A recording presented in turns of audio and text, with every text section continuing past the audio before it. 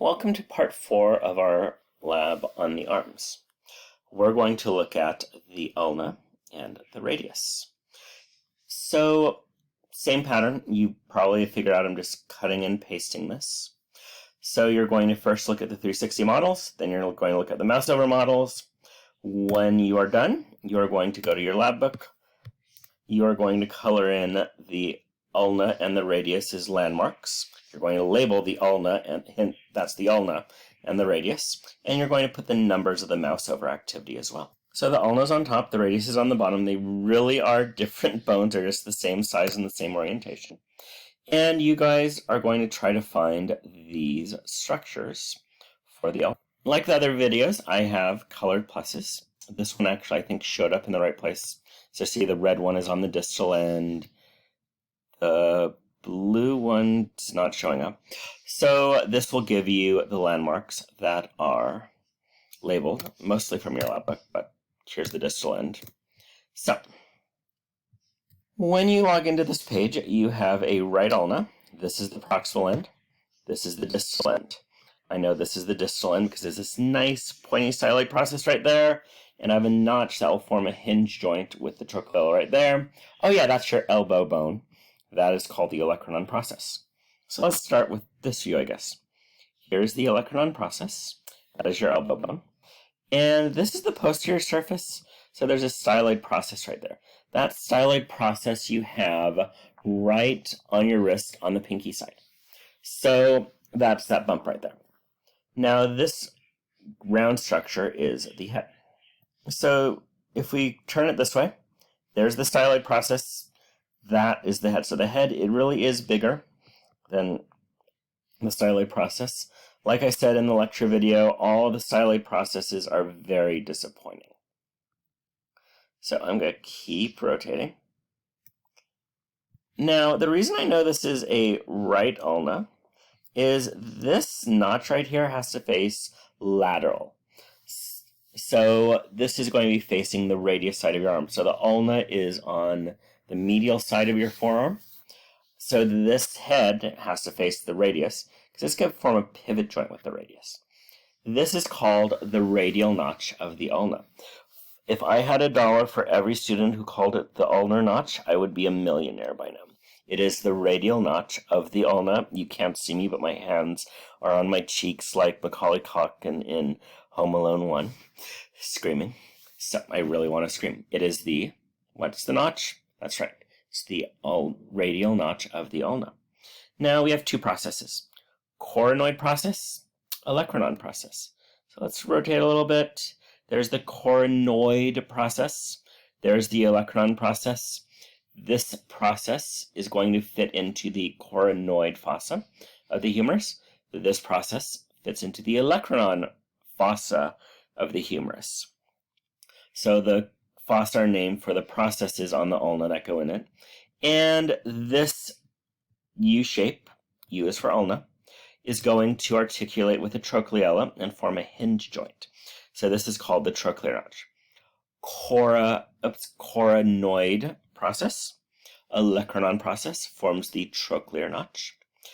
And we have the radial notch, which is the head of the radius. And then we have this border, that's the interosseous border. It forms a type of fibrous joint with the radius. And then lastly, some books call this the ulna tuberosity.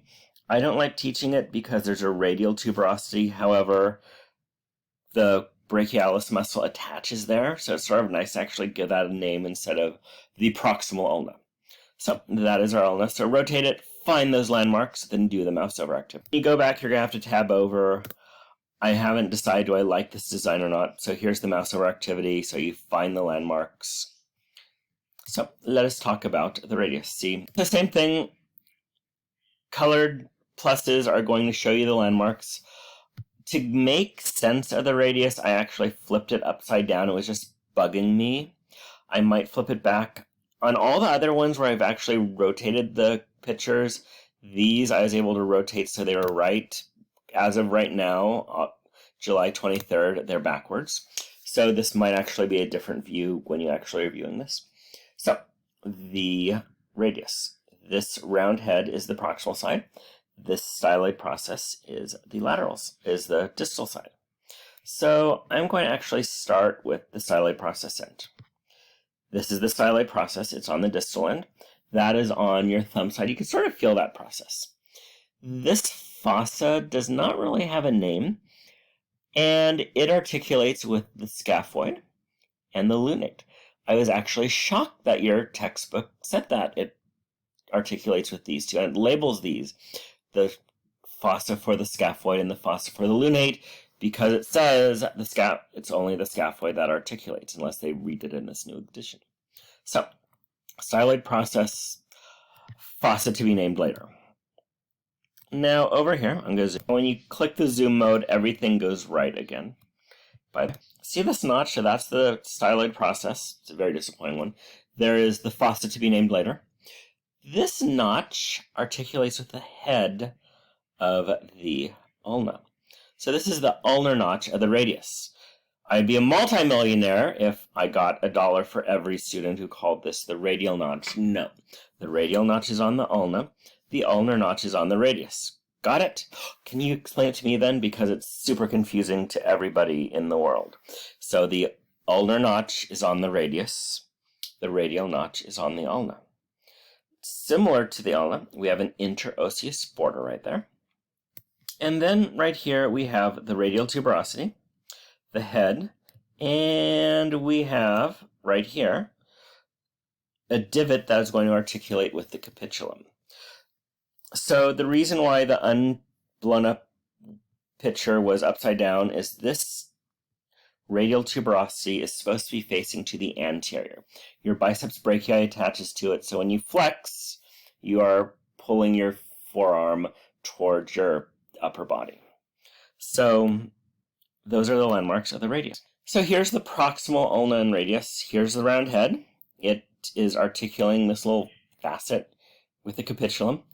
The head right here is also in the radial notch of the ulna. And when I go to the distal end, we have the head of the ulna articulating with the ulnar notch of the radius. So, thank you very much, and we'll continue this with the hand in our next video.